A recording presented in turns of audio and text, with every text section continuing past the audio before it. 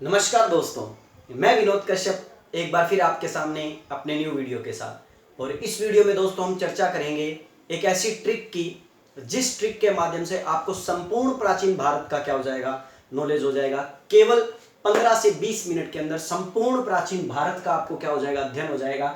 और आज एक नज़र में हम संपूर्ण प्राचीन भारत को क्या करेंगे, नज़र से निकालेंगे, उसे याद करेंगे दोस्तों। लेकिन इस ट्रिक को समझाने से पहले, करने से पहले आप लोगों से मेरी एक छोटी सी अपील दोस्तों कि जिन बच्चों ने मेरे चैनल को सब्सक्राइब नहीं किया है वो मेरे चैनल को सब्सक्राइब कर लें सबसे पहले तो, ताकि मेरे आने वाले न्यू वीडियोस के नोटिफिकेशन आपको मिलते रहें। और साथ ही साथ दोस्तों मेरे चैनल के आप अपने व्हाट्सएप ग्रुपों के अंदर या आप अपने फेसबुक पेज के ऊपर जरूर शेयर करें दोस्तों, अगर ये ट्रिक आपको पसंद आएगी तो।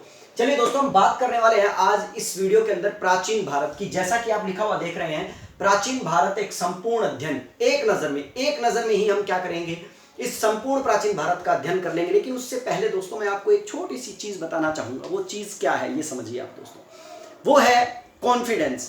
देखिए दोस्तों, कॉन्फिडेंस ये नहीं है कि लोग आपको पसंद करते हैं या नहीं करते हैं या करेंगे ही।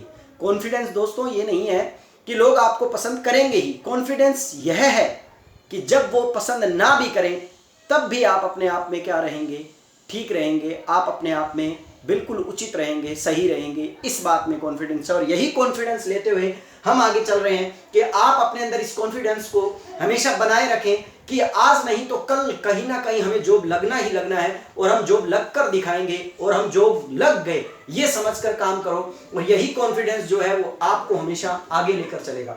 तो चलिए दोस्तों, हम बात कर रहे हैं हमारी इस ट्रिक की, प्राचीन भारत के संपूर्ण अध्ययन की, जो कि एक नजर में हम करने वाले हैं। अब ज्यादा देर नहीं करेंगे, इस ट्रिक को जल्दी से हम आपके सामने पेश करेंगे, इसको समझाएंगे दोस्तों। जैसा कि ट्रिक आपके सामने लिखी हुई है कि प्राचीन शिव जब महान बने, ठीक है दोस्तों, प्राचीन शिव जब महान बने तो हसीन माशूक आ गए, ठीक है ना। यहाँ हसीन माशूक आ, ठीक है ना। प्राचीन शिव जब महान बने, हसीन माशूक आ, यूनानी शक कह रहे हैं या कहूं कि गुप्त वृद्धि करे, ठीक है ना। सिर्फ आपको इतनी लाइन याद रखनी है दोस्तों कि प्राचीन शिव जब महान बने तब, आप लिखना चाहो तो यहां लिख सकते हो, तब हसीन माशूक आई, ठीक है ना। यहां आई भी लिख सकते हो ताकि आपको एक लाइन पूरी क्या हो जाए, याद हो जाए कि प्राचीन शिव जब महान बने तब हसीन माशूक आई या हसीन माशूका आई। ये लीजिए दोस्तों, हसीन माशूका आई।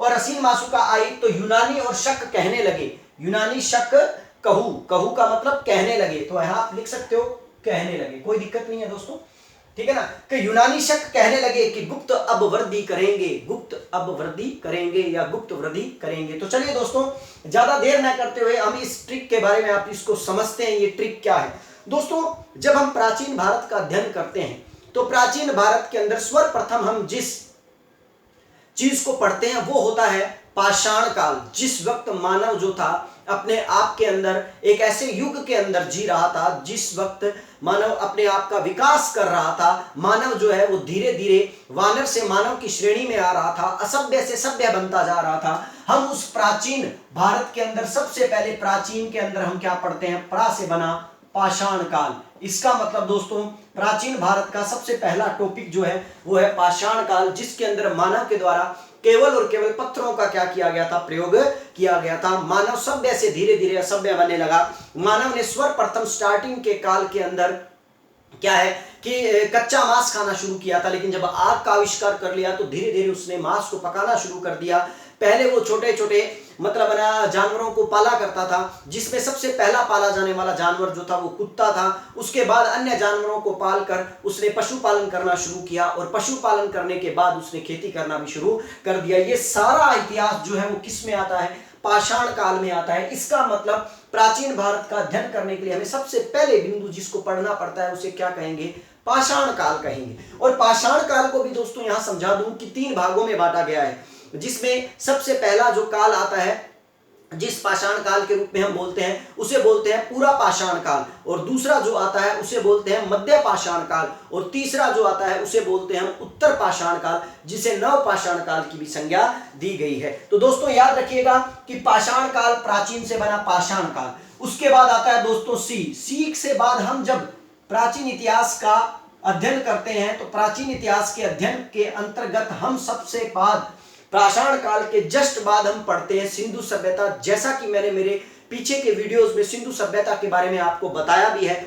जो बच्चे इस वीडियो को पहली बार देख रहे हैं वो मेरी सिंधु सभ्यता वाले वीडियो को जरूर देखें, क्योंकि मैंने उस सभ्यता को बड़ा ही गहन तरीके से और बेसिक तरीके से शुरू करते हुए गहनता की ओर मैं लेकर गया हूं, और एक से एक छोटी से छोटी बात मैंने आपको क्या की है उसके अंदर बताई है। तो सिंधु सभ्यता बनी सी से, इसका मतलब भारत में हम पाषाण काल के जस्ट बाद यदि किसी सभ्यता के बारे में अध्ययन करते हैं, प्राचीन भारत में अध्ययन करते हैं, तो अध्ययन हम किस सभ्यता का करते हैं? सिंधु सभ्यता का करते हैं, जिसका कालक्रम हमने बताया भी था कि डीपी अग्रवाल और रोमिला थापर ने 2300 ईसा पूर्व से लेकर 1750 ईसा पूर्व क्या है उसका बताया है। उसके बाद दोस्तों वह से आता है दोस्तों वैदिक सभ्यता।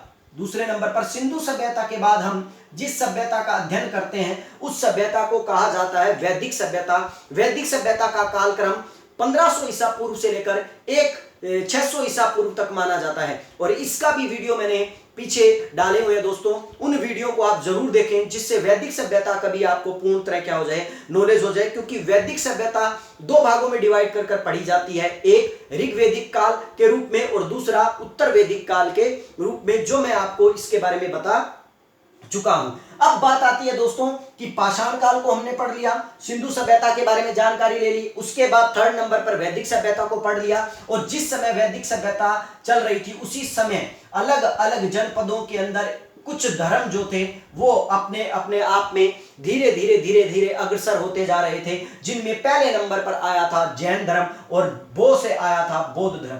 दोस्तों यहां पर आपको एक बात बड़ी इंपॉर्टेंट समझनी पड़ेगी कि बौद्ध धर्म जो है वो जैन धर्म की ही कड़ी है, लेकिन बात यह है कि वो बाद में आया और जैन धर्म प्राचीन है और जैन धर्म पहले आया, और जैन धर्म की शिक्षाएं बड़ी कठिन थी, उनके जो नियम और पालना जो नियम जो थे उनके बड़े कठिन थे, और यही रीजन था कि बाद में महात्मा बुद्ध ने अपने आप में एक नया धर्म चलाया जिसे बौद्ध धर्म नाम दिया, जिसके अंतर्गत नियम और पालना करने वाले जो कानून जो थे या जो उनके उपदेश जो थे या आदेश जो थे, ठीक है ना, उनको क्या किया गया, सरलता प्रदान की गई, और जैन धर्म के बाद अधिक प्रधानता के रूप में क्या हुआ, बौद्ध धर्म हमें देखने को मिला। उसका एक रीजन ये भी था दोस्तों, क्योंकि बौद्ध धर्म को कई राजाओं ने अपने यहां आश्रय दे दिया था, जिसके कारण बौद्ध धर्म बहुत ज्यादा प्रचलन में आ गया, जबकि जैन धर्म की शिक्षाएं बड़ी कठिन थी, और दूसरी बात अत्यधिक राजाओं के द्वारा इसे क्या नहीं किया गया, आश्रय प्रदान नहीं किया गया, जिसके कारण जैन धर्म इतना अधिक प्रचारित नहीं हुआ। लेकिन दोस्तों जब से बना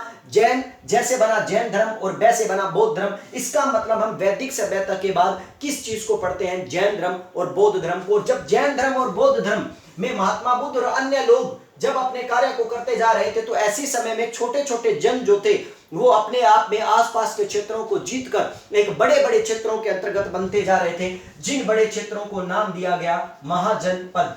याद रखिए दोस्तों, क्या नाम दिया गया, महाजनपद। इसके बाद हम किन के बारे में जानकारी लेते हैं, महाजनपदों के बारे में जानकारी लेते हैं। दोस्तों यहां तक मैं आपको बता देता हूं, क्योंकि इससे पहले के सारे टॉपिक मैं आपको करवा चुका हूं, लेकिन अब हम बात करेंगे महाजनपदों की।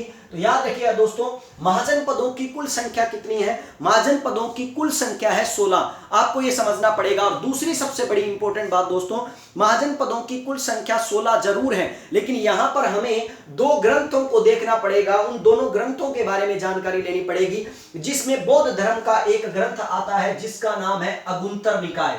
याद रखिए दोस्तों, एक ग्रंथ है जिसका नाम है अगुंतर निकाय। ये ग्रंथ जो है ये कौन सा है, बौद्ध धर्म का है, याद रखिए दोस्तों। और एक ग्रंथ आता है भगवती सूत्र। ये ग्रंथ जो है ये किसका है दोस्तों, ये ग्रंथ जो है ये जैन ग्रंथ है, जैन धर्म का ग्रंथ है।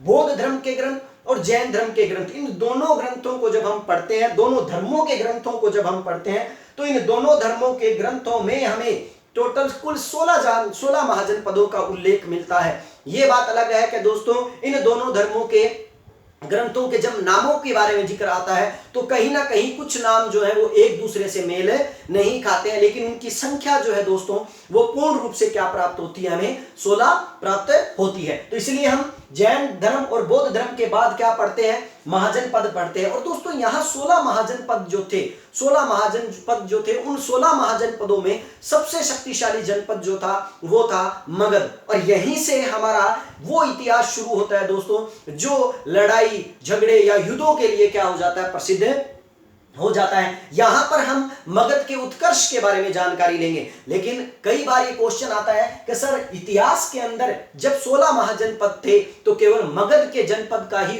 या मगध महाजनपद का ही उत्कर्ष क्यों पढ़ा जाता है? उसका रीजन है दोस्तों, क्योंकि मगध सबसे शक्तिशाली महाजनपद बन गया था और उसने बाकी के 15 जनपदों को क्या कर लिया था, जीत भी लिया था। इसीलिए हम मगध के, ठीक है ना, उत्कर्ष के बारे में ही पढ़ते हैं, मगध के बारे में ही पढ़ते हैं और मगध पर बैठने वाले राजवंशों के बारे में ही हमें क्या होता है, नॉलेज प्राप्त होता है। तो यहां तक महाजनपद तक 16 महाजनपदों के बाद अब जब एक 16 महाजनपद हमने पढ़ लिए हैं तो 16 महाजनपदों में एक जनपद जो है, एक महाजनपद जो है वो उभर कर सामने आएगा जिसका नाम होगा कौन सा, मगध, ठीक है ना। और यहीं से हमारे पास नया टॉपिक शुरू हो जाता है। कहां से शुरू, महाजनपदों के बाद, कि मगध का उत्कर्ष, मगध का उत्कर्ष। अब मगध का उत्कर्ष जो है दोस्तों वो इसलिए हो जाता है क्योंकि मगध के ऊपर बैठने वाले एक एक वंश के बारे में हम जानकारी लेंगे। लेकिन उस वंश के बारे में जानकारी लेने से पहले मैं आपको ये बता दूं कि मगध को ही इतना शक्तिशाली क्यों माना गया या मगध ही इतना शक्तिशाली क्यों हुआ,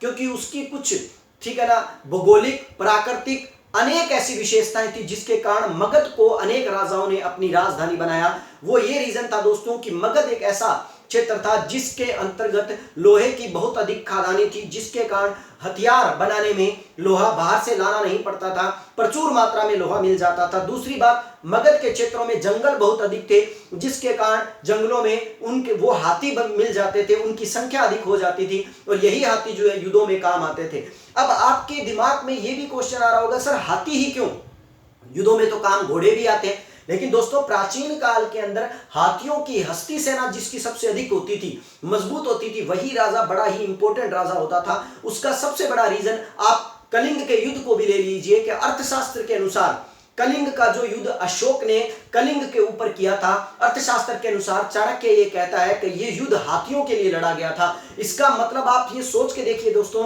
कि हाथी कितने अधिक इंपॉर्टेंट थे, क्योंकि इन हाथियों के मदद से ही बड़े बड़े दुर्गों को क्या किया जा सकता था, गिराया जा सकता था, उन्हें हिलाया जा सकता था, उनकी दीवारों को तोड़ा जा सकता था। और यही रीजन था कि मगध के राजाओं ने सबसे बेहतरीन हाथियों की सेना तैयार की और यही रीजन था कि मगध एक बहुत बड़े शक्तिशाली महाजनपद के रूप में उभर कर आया, एक बहुत बड़े राष्ट्र के रूप में उभर कर आया। और इसी मगध के उत्कर्ष के रूप में, जैसा कि हमारी ट्रिक अब तक आप पढ़ चुके हो, महाजनपद, ठीक है ना, महान से तक पढ़ चुके हो। अब उसके बाद आता है बने।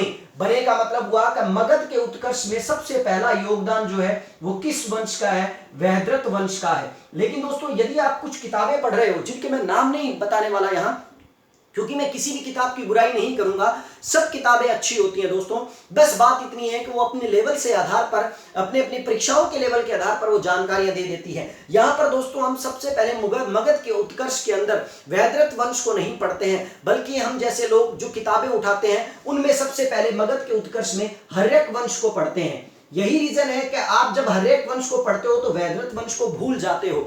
लेकिन ये वैद्रथ वंश है क्या दोस्तों, यहां पर आपको समझना पड़ेगा कि यदि हम पुराणों को पढ़ें तो पुराणों के आधार पर मगध पर शासन करने वाला पहला जो वंश था वो कौन सा था, वैद्रथ वंश था। याद रखिए दोस्तों, अगर हम पुराणों को पढ़ते हैं तो पुराणों के आधार पर मगध पर शासन करने वाला पहला राजवंश जो था वैद्रथ था। और यह वैद्रथ ने ही मगध के अंदर, ठीक है ना, क्या किया था, वैद्रथ वंश की स्थापना की थी। और इसी वैद्रथ के बाद इसका पुत्र जरासंध गद्दी पर आकर बैठा, जिसने अपनी राजधानी सर्वप्रथम पहली बार गिरिव्रज बनाई। और इसीलिए मगध की प्रारंभिक राजधानी भी जो है वो किसे माना जाता है, प्रारंभिक या आरंभिक राजधानी जो है वो किसे कहा जाता है, गिरिव्रज को कहा जाता है। दोस्तों इन 16 महाजनपदों की यदि आप सारी राजधानियां याद रखना चाहते हैं तो इसके लिए भी मैंने एक बड़ा बेहतरीन वीडियो डाला हुआ है, जो मेरे स्टार्टिंग के दिनों में था, जिस वक्त मेरे पास ज्यादा से ज्यादा 20 से 30 या 40-50 मेरे सब्सक्राइबर थे। उस वक्त मैंने ये वीडियो डाला था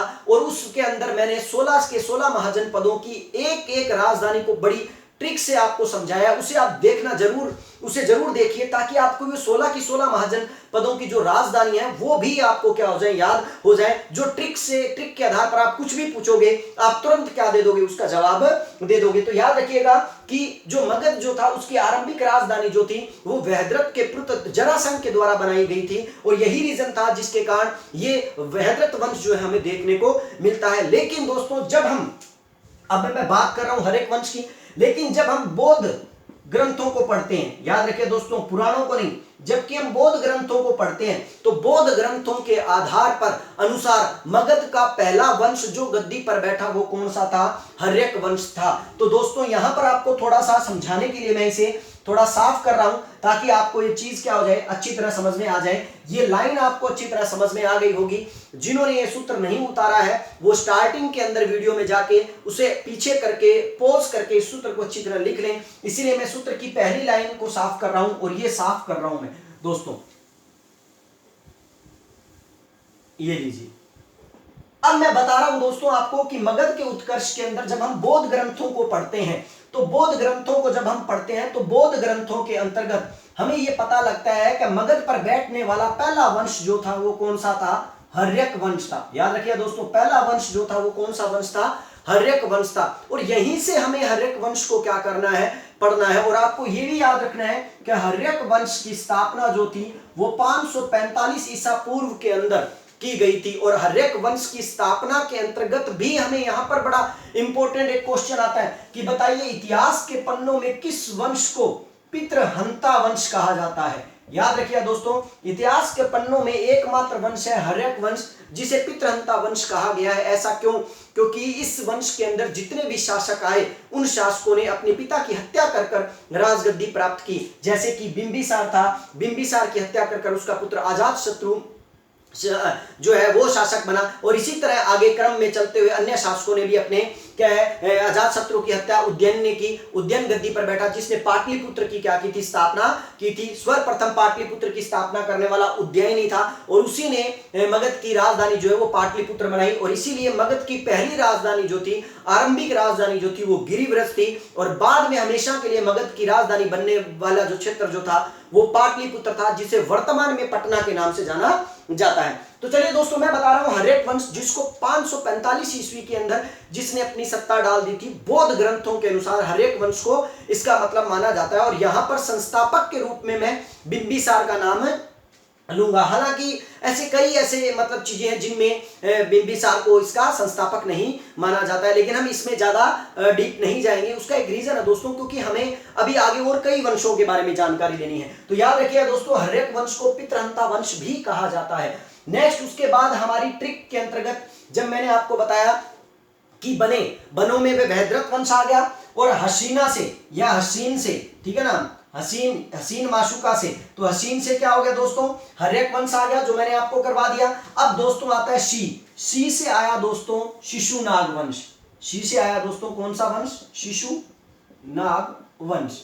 ये कौन सा वंश है और ये किस तरह ये वंश प्रतिपादित हुआ, किस तरह ये वंश हमें देखने को मिला, इसको थोड़ा समझिए दोस्तों। शिशुनाग वंश जो है 412 ईसा पूर्व के अंदर, 412 ईसा पूर्व के अंदर इसने अपनी सत्ता डाल ली थी। अब हुआ क्या दोस्तों, 412 ईस्वी के अंदर शिशु नाम का एक शासक था, जिसके द्वारा क्या किया गया, जब हर्यक वंश के शासकों को गद्दी से हटाया गया और हटाकर खुद अपनी सत्ता क्या कर दी, काबिज कर दी। तो याद रखिए दोस्तों शी से बना शिशुनाग वंश। और अब बचा दोस्तों न। शिशुनाग वंश के बाद गद्दी पर न से आकर बैठा नंद वंश, जिसके बारे में बड़ा आप अच्छी तरह पढ़ते हो, क्योंकि मौर्य वंश ने नंद वंश को हराकर ही गद्दी हासिल की थी, और मां से बनेगा मौर्य वंश। लेकिन यहाँ नंद वंश के बारे में जानकारी लेना बड़ा इंपॉर्टेंट है दोस्तों। नंद वंश की स्थापना जो थी 344 ईसा पूर्व के अंदर मानी जाती है। नंद वंश की स्थापना 344 ईसा पूर्व में मानी जाती है। इसका स्पष्ट अर्थ है कि शिशुनाग वंश 412 से लेकर 344 ईसा पूर्व तक गद्दी पर बैठा था। लेकिन यहां पर दोस्तों एक बड़ा इंपॉर्टेंट चीज आपको पढ़नी पड़ेगी और जाननी पड़ेगी कि नंद वंश को नवनंद भी कहा जाता है। याद रखिए दोस्तों नंद वंश को क्या कहा जाता है, नवनंद कहा जाता है। ऐसा क्यों कहा जाता है, यहां पर यह समझने वाली बात है कि नंद वंश के अंतर्गत कुल 9 राजा आए, ठीक है ना। और ऐसा माना जाता है कि वो 9 राजा जो थे वही नवनंद कहलाए, और वो 9 के 9 राजा जो थे वो क्या थे, भाई थे। लेकिन बौद्ध ग्रंथ जो है इस बात का कहीं ना कहीं क्या है मतलब है ना, इसका विरोध करते हैं, और विरोध करते हुए वो ये कहते हैं कि बौद्ध पुराणों में ये कहा गया, बौद्ध ग्रंथ के साथ सॉरी पुराणों में ये कहा गया है, पुराण इस बात का विरोध करते हैं और वो ये कहते हैं कि नवनंद या नंद वंश का संस्थापक जो था वो कौन था, महापद्म नंद था। याद रखिए दोस्तों, ये नंद वंश का संस्थापक था। और एक और बड़ी इंपॉर्टेंट बात दोस्तों, ये वंश जो था या महापद्म नंद जो था, ठीक है ना, महापद्म नंद सॉरी, ठीक है दोस्तों, ये जो था ये किस जाति से था, शूद्र जाति से था। और याद रखिए महापद्म नंद जब गद्दी पर बैठा तो उसके 8 पुत्र थे, ऐसा पुराण कहते हैं। महापद्म नंद एक शासक हुआ और उसके 8 पुत्र हुए, इसीलिए 8 और 1 9, तब भी 9 शासक बने, इसीलिए इसे नवनंद के नाम से जाना गया। दोस्तों महापद्म नंद शूद्र जाति का था, शूद्र माना जाता है, उसके 8 पुत्र माने जाते हैं। और इसी महापद्म नंद वंश के अंतर्गत एक शासक आया जो अंतिम शासक था नंद वंश का, जिसका नाम था घनानंद, जो महापद्म नंद का पुत्र था। कहते हैं इसी घनानंद के काल के अंदर अब विदेशी आक्रमण होने शुरू हो गए थे। लेकिन यहां हम विदेशी आक्रमणों के बारे में एक बार जानकारी नहीं लेंगे, क्योंकि विदेशी आक्रमण सिकंदर के द्वारा आक्रमण जब किया गया था उस समय भारत का शासक कौन था, घनानंद था। लेकिन वह सिकंदर जो था वो पोरस से लड़ने के बाद वापिस लौट गया था, ठीक है ना। इसीलिए हम यह नहीं कह सकते कि यूनानी पूर्ण रूप से भारत के अंदर आए, वो भारत में नहीं आए और वापिस लौट गए, ये याद रखिएगा। उस वक्त घनानंद का शासन था दोस्तों, और घनानंद की बहुत बड़ी सेना को देखकर सिकंदर ने सोचा, जब एक छोटे से क्षेत्र का राजा, ठीक है ना, पोरस, जब मुझे इस तरह धूल चटा सकता है या मुझे इस तरह जीतने के लिए इतनी मतलब ना जीत को ललायत कर देता है मेरी, ठीक है ना, मैं जिसको जीतने के लिए इतना परेशान होता हूं, अगर मैं घनानंद से लड़ गया जिसकी इतनी बड़ी सेना है, तो शायद मेरा जो विश्व जीतने का सपना जो है वो यहीं खत्म हो जाएगा और मैं आगे भी नहीं बढ़ पाऊंगा, या मैं मर जाऊंगा, या जो भी उन्होंने सोचा होगा। और इसी वहीं से उन्होंने लौटना क्या कर लिया, मतलब निश्चय कर लिया। तो यहां याद रखिएगा घनानंद के काल के अंदर ही सिकंदर का भारत पर क्या हुआ था, आक्रमण हुआ था। लेकिन यहां पर आपको एक और इंपॉर्टेंट बात याद रखनी पड़ेगी दोस्तों, कि इस घनानंद के यहां कहानी आती है कि घनानंद ने चाणक्य का अपमान किया, और चाणक्य ने उस वक्त नंद वंश का खात्मा करने का निश्चय कर लिया, और चाणक्य ने अपने एक शिष्य को तैयार किया जिसका नाम था चंद्रगुप्त, और उसी चंद्रगुप्त के हाथों एक नए वंश का, ठीक है ना, निर्माण किया, एक नए वंश की स्थापना की, जिसे किस वंश के नाम से जाना गया, मौर्य वंश के नाम से जाना गया। तो मैं से बना दोस्तों कौन सा वंश, मौर्य वंश। आशा करता हूं दोस्तों आपको ये ट्रिक के साथ साथ ये जो नॉलेज है ये एक साथ एक जगह पर ही प्राप्त हो रहा है, और साथ साथ आपको इन सब चीजों का क्या हो रहा है, ज्ञान प्राप्त हो रहा है। इनके बारे में मैं एक डीप वीडियो भी डालूंगा दोस्तों, क्योंकि हम धीरे धीरे इन सब वंशों के बारे में भी पढ़ेंगे। लेकिन यहां पर हम एक नजर में संपूर्ण अध्ययन करना चाह रहे हैं। जैसे एनटीपीसी के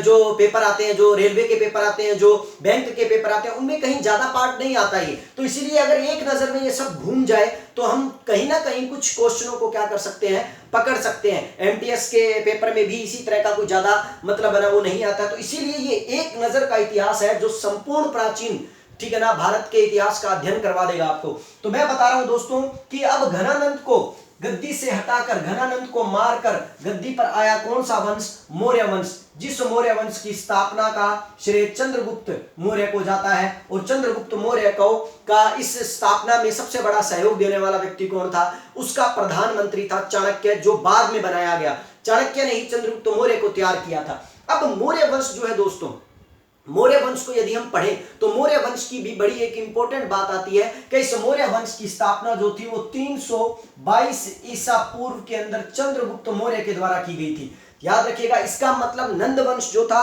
वो क्या था, 400, नंद वंश जो था 344 ईसा पूर्व से लेकर कब तक रहा, ठीक है ना दोस्तों, 322 ईसा पूर्व तक रहा। यहां पर मौर्य वंश की स्थापना के बाद मौर्य वंश का चंद्रगुप्त मौर्य पहला संस्थापक था जिसने इस वंश की स्थापना की थी। लेकिन इसका अंतिम शासक जो था मौर्य वंश का वो कौन था, व्यद्रथ। हुआ क्या दोस्तों, हुआ ये कि इसी व्यद्रथ का एक सेनापति था दोस्तों जिसका नाम था पुष्यमित्र सूंग, और कहते हैं उस पुष्यमित्र सूंग ने इस व्यद्रथ की हत्या कर दी। और इस पुष्यमित्र सूंग के द्वारा व्यद्रथ की हत्या करने के बाद एक नए वंश वंश की स्थापना की जिसका नाम था शुंग वंश। तो श से बना दोस्तों अगला वंश कौन सा? शुंग वंश। और ये शुंग वंश जो है दोस्तों ये ब्राह्मण वंश था, याद रखिएगा, क्योंकि पुष्यमित्र शुंग जो था वो ब्राह्मण था और इसीलिए यहां ये कहा भी जाता है कि पुष्यमित्र शुंग ने अशोक के द्वारा बनाए गए, ठीक है ना, 84,000 स्तूपों को क्या कर दिया था? नष्ट करवा दिया था। यहां पर आपको ये बात आपको बताना उचित होगा दोस्तों कि मौर्य वंश के अंदर चंद्रगुप्त मौर्य इस वंश का संस्थापक था और चंद्रगुप्त मौर्य जो था वो जैन धर्म से रिलेटेड था, उसने जैन धर्म ग्रहण किया था। लेकिन इसी के आगे चलकर, ठीक है ना, इसका पुत्र गद्दी पर आकर बैठा जिसका नाम था बिंदुसार, जो आजीवक संप्रदाय से जुड़ा हुआ था। और बिंदुसार के बाद उसका पुत्र गद्दी पर आकर बैठा अशोक, जिसने बौद्ध धर्म ग्रहण किया। ये तीन राजा और एक ही वंश के बाप बेटे और दादा, और तीनों ने अलग अलग क्या किया था? धर्म या संप्रदाय को वो क्या कर रहे थे? मान रहे थे। तो ये भी बड़ा एक विचित्र चीज है, इसको भी आपको थोड़ा समझना चाहिए। अब वैद्यनाथ की हत्या कर पुष्यमित्र शुंग गद्दी पर बैठा और उसने शुंग वंश की स्थापना कर दी और इस तरह शुंग वंश जो है वो गद्दी पर आया। और शुंग वंश का समय है दोस्तों 184 ईसा पूर्व। इसका मतलब 322 ईसा पूर्व से लेकर 184 ईसा पूर्व तक शासन करने वाला जो वंश जो था, उस वंश का नाम क्या था दोस्तों? मौर्य वंश, जो अपने आप में बड़ा ही इंपॉर्टेंट वंश था। तो याद रखिए दोस्तों, पुष्यमित्र शुंग के द्वारा वैद्यनाथ की हत्या की गई और उसके बाद शुंग वंश की क्या की गई? स्थापना की गई। तो चलिए दोस्तों, मैं आगे इसी क्रम में आगे चलता हुआ मैं इसको थोड़ा साफ कर देता हूं और फिर उसके बाद आगे हम जानकारी लेते हैं। हम दोस्तों माँ और शू तक पहुंच चुके हैं और इसको हम क्या कर चुके हैं? पढ़ चुके हैं। यहां पर दोस्तों एक चीज थोड़ा सा आपको बताऊंगा कि यदि आपको ये मेरे द्वारा दी गई जानकारी अच्छी लग रही है तो दोस्तों आप प्लीज मेरे चैनल को जरूर सब्सक्राइब करें। मैं बड़ी मेहनत कर इन चीजों को बनाता हूं और सिर्फ आपके लिए बनाता हूं। तो कहीं ना कहीं आपका जो सब्सक्राइब करना है, आपका जो कमेंट करना है, वही हमारे लिए एक अवार्ड है दोस्तों, वही हमारे लिए एक पुरस्कार है। तो चलिए दोस्तों हम बात करेंगे। उसके बाद मैंने कहा था माशूका या माशूक, तो कैसे बनेगा दोस्तों? कण्व वंश। कौन सा दोस्तों? कण्व वंश। तो यहां पर आपको यह भी याद रखना पड़ेगा कि शुंग वंश के बाद गद्दी किसको प्राप्त हुई? कण्व वंश को प्राप्त हुई। जो कण्व वंश कब गद्दी पर बैठा?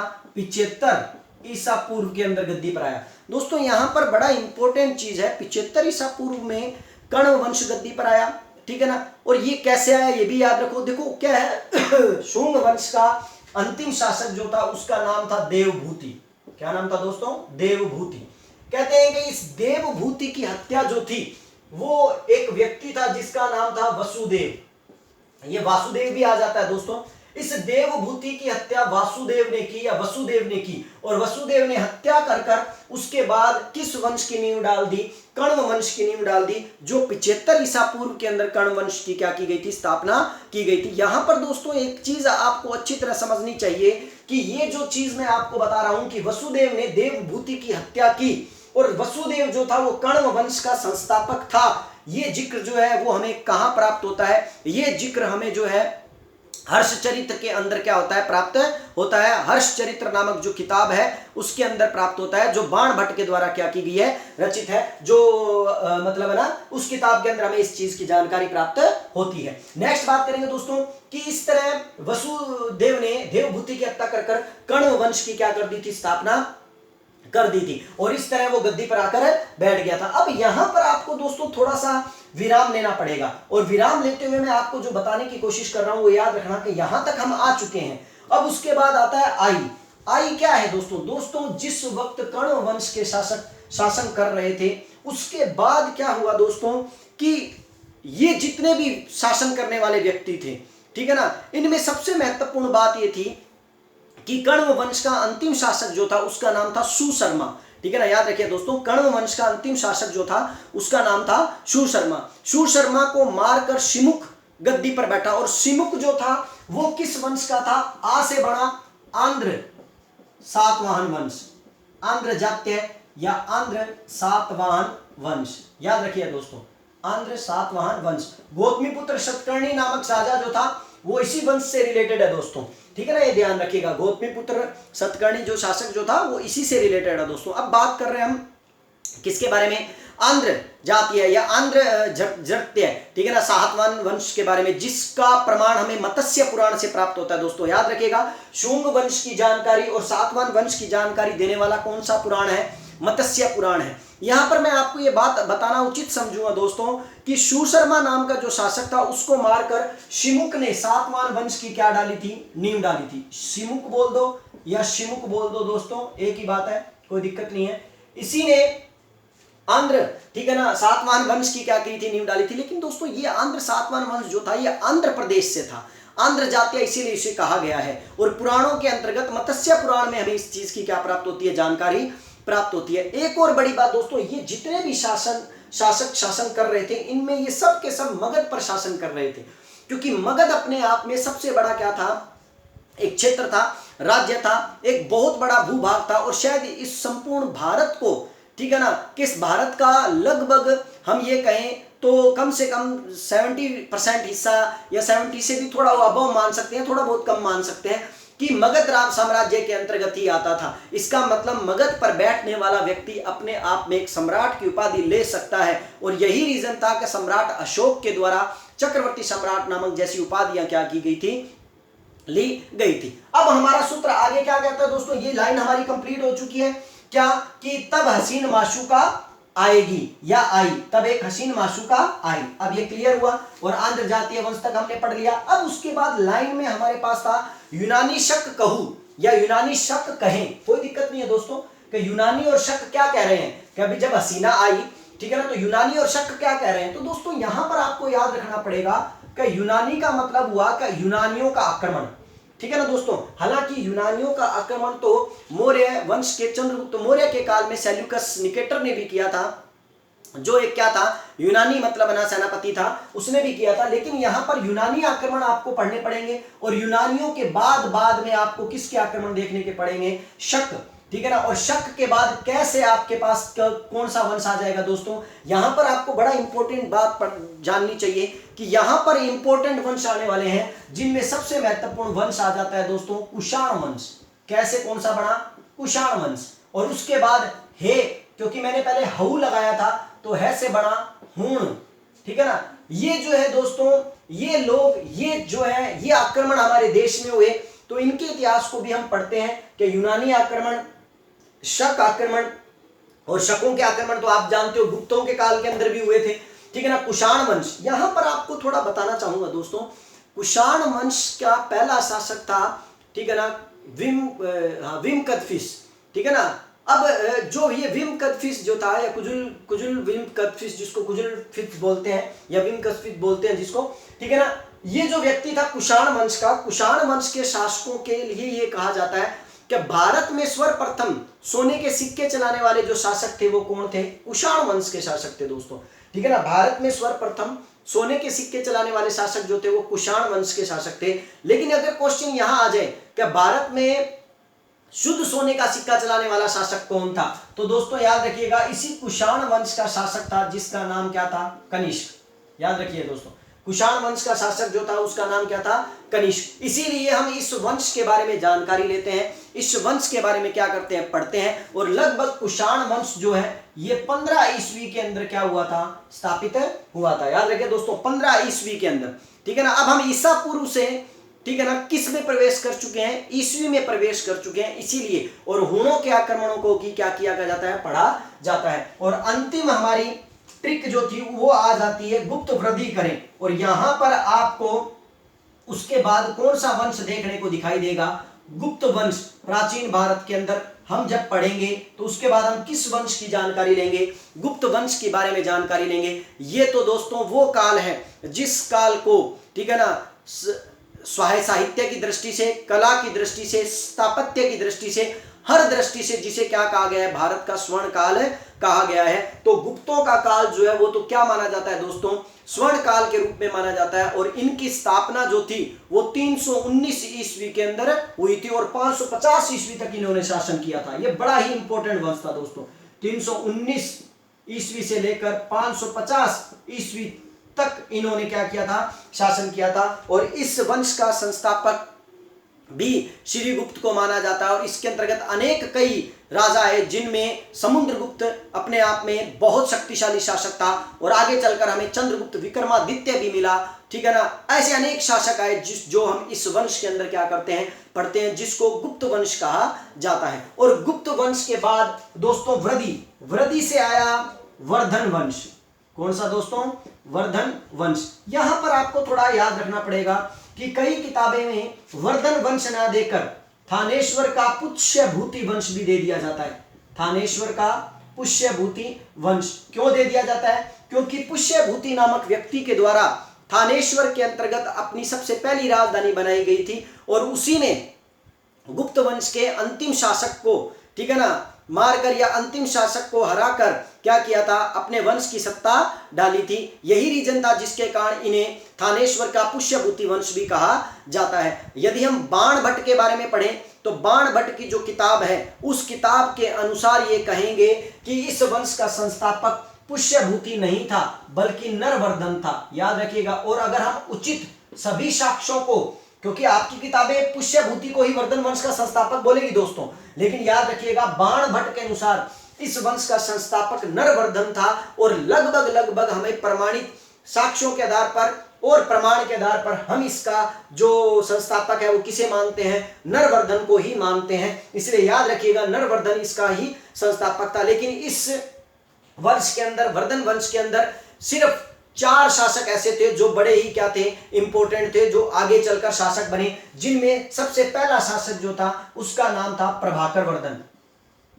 प्रभाकर वर्धन, याद रखिएगा दोस्तों, ठीक है। और इस प्रभाकर वर्धन के बाद, ठीक है ना, इसका पुत्र जो राज्यवर्धन, और उसके बाद जो गद्दी पर आया जो सबसे महत्वपूर्ण शासक था उसका नाम था हर्षवर्धन, जिसने कन्नौज को अपनी राजधानी बनाया। यहां पर हर्षवर्धन का नाम लेना बड़ा ही इंपॉर्टेंट है दोस्तों, क्योंकि हर्षवर्धन वर्धन वंश का सबसे इंपॉर्टेंट शासक था, सबसे महत्वपूर्ण शासक था, सबसे ताकतवर शासक तो भी कह सकते हैं हम। और हर्षवर्धन ने अपनी राजधानी जो थी वो किसको बनाया, कन्नौज को बनाया। अब मगध से हटकर ध्यान किस पर आ गया था, कन्नौज पर आ गया था। और कन्नौज को इसने इतना अधिक सुंदर और इतना अधिक अच्छा बना दिया था कि कन्नौज अपने आप में एक स्वर्ग की तरह दिखने लगा था। और इस तरह प्राचीन भारत के अंतर्गत लास्ट लाइन आती है करें, ठीक है ना, हमने क्या लिखा, करें, वृद्धि करें। अब वृद्धि करें, करे से क्या बना दोस्तों, मैं थोड़ा यहां साफ कर देता हूं और आपको थोड़ा बता देता हूं। करे से बना दोस्तों कन्नौज। कैसे बना, कन्नौज, अर्थात जिसके बारे में मैं अभी बता रहा हूं कि हर्षवर्धन की जो राजधानी जो थी वो क्या थी, कन्नौज। और अब कन्नौज जो था वो धुरी बन गया था, और कन्नौज जो था उसी को लेकर, ठीक है ना, हमारे भारत के अंदर एक संघर्ष हुआ जिसे त्रिपक्षीय संघर्ष कहा जाता है। त्रिपक्षीय संघर्ष। अब मैं आपको ये क्यों बता रहा हूं दोस्तों, ये इसीलिए बता रहा हूं मैं आपको क्योंकि हम कन्नौज तक पहुंच चुके हैं, और कन्नौज जिस समय था, हर्षवर्धन या वर्धन वंश समाप्त हो गया था, आपको यहां समझना पड़ेगा, ठीक है ना। 547 ईस्वी के अंदर जब हर्षवर्धन की मृत्यु हो गई थी, ठीक है ना, उस वक्त आपके पास प्रॉपर रूप के अंतर्गत आपको यह देखना पड़ेगा कि उस वक्त भारत के अंदर 3 बड़ी महाशक्तियां थी, जिसमें उत्तर पश्चिम के अंदर प्रतिहार शासन कर रहे थे, एक तरफ बंगाल के पाल शासन कर रहे थे, और दक्षिण के अंदर राष्ट्रकूट शासन कर रहे थे। और उन तीनों महाशक्तियों की लड़ाई हुई किसके लिए, कन्नौज के लिए, और उसी को कहा गया त्रिपक्षीय संघर्ष। तो याद रखिए दोस्तों, त्रिपक्षीय संघर्ष क्या है। त्रिपक्षीय संघर्ष, एक तरफ कौन थे, प्रतिहार थे, और एक तरफ दक्षिण के कौन थे, राष्ट्रकूट थे, और एक तरफ जो थे वो क्या थे, बंगाल के पाल थे। और इन्हीं के द्वारा कन्नौज को लेकर जो युद्ध लड़े गए उन्हीं को ही क्या कहा गया, त्रिपक्षीय संघर्ष कहा गया। और इस त्रिपक्षीय संघर्ष में अंतिम रूप से जीत किनकी हुई, प्रतिहारों की हुई, जो 100 वर्षों तक चला, लगभग 100 वर्षों तक चलने वाला ये युद्ध था, त्रिपक्षीय संघर्ष। और यहीं से राजपूतों का उत्थान हुआ था दोस्तों, प्रतिहार वंश के रूप में। और यही रीजन था कि जब प्रतिहार समाप्त हो गए तो हमारे देश में अरब आक्रमणकारी आने शुरू हो गए, जिसमें हम मध्यकालीन भारत में महमूद गजनवी जैसे शासकों का आक्रमण क्या करते हैं, पढ़ते हैं। जिस वक्त प्रतिहार कालीन यशपाल जैसे शासक गद्दी पर बैठे थे 1001 ईस्वी के अंदर, जब महमूद गजनवी का भारत पर आक्रमण हुआ था। तो यही रीजन है दोस्तों कि जब हम प्राचीन भारत का संपूर्ण अध्ययन करते हैं को कन्नौज तक अध्ययन कर लेते हैं, त्रिपक्षीय संघर्ष तक अध्ययन कर लेते हैं और इसी के साथ हमारा संपूर्ण प्राचीन अध्ययन भी क्या हो जाता है, कंप्लीट हो जाता है। आशा करूंगा दोस्तों आपको ये मेरा वीडियो जो है वो पसंद आया होगा, ये ट्रिक जो है वो आपको पसंद आई होगी। इस ट्रिक को एक बार मैं आपको दोबारा बोलकर बताता हूं। वो ट्रिक क्या थी कि प्राचीन शिव जब महान बने, ठीक है ना, जब प्राचीन शिव जब महान बने और हसीन माशुकाओं से मिले, ठीक है ना, उसके बाद क्या है, यूनानी शक कहने लगे, क्या कहने लगे, का गुप्त वृद्धि करेंगे, ठीक है ना। तो याद रखिएगा इस एक छोटी सी लाइन से आपको संपूर्ण प्राचीन भारत का क्या हो जाता है, पूरे का पूरा नॉलेज हो जाता है। और मैंने कहीं ना कहीं आपको एक क्रमबद्ध कहानी के रूप में भी इसका नॉलेज करवा दिया है। अगर आपको ये मेरा वीडियो अच्छा लगता है दोस्तों तो आशा करूंगा कि आप मेरे वीडियो को जरूर लाइक करें, कमेंट करें और साथ ही साथ सब्सक्राइब भी कर लें। धन्यवाद दोस्तों, नमस्कार।